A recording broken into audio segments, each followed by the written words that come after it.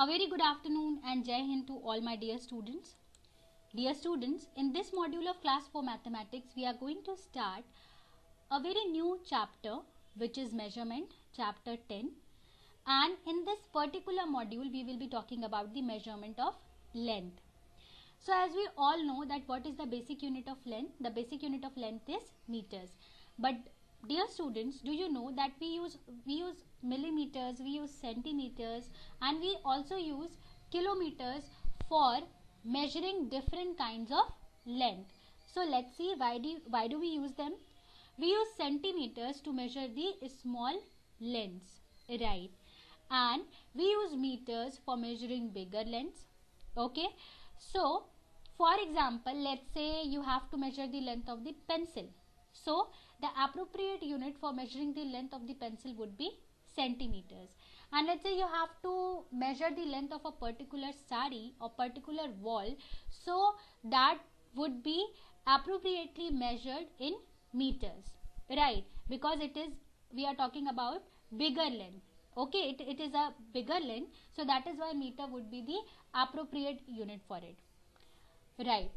But do you know, children, we also use kilometers to measure even longer lengths, like to measure the distance from one place to another. Let's say you have to measure that how far is Sunbeam Indranagar from Sunbeam School Sun City, so that would be measured in kilometers. Okay, because if you will try to measure the distance from one place to another place which is quite far from each other, let's say you have to measure the distance between two nations or two countries, so that should be measured in kilometers, not in meters and centimeters, because that would be a very cumbersome process, right?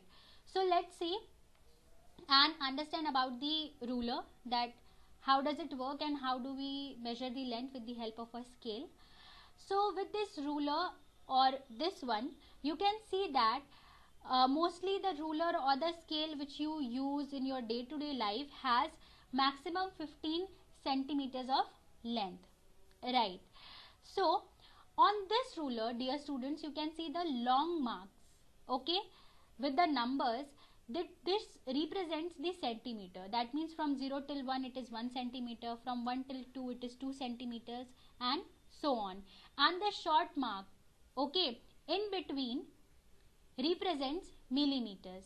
So you can see that here in each centimeter has been put into 10 equal parts.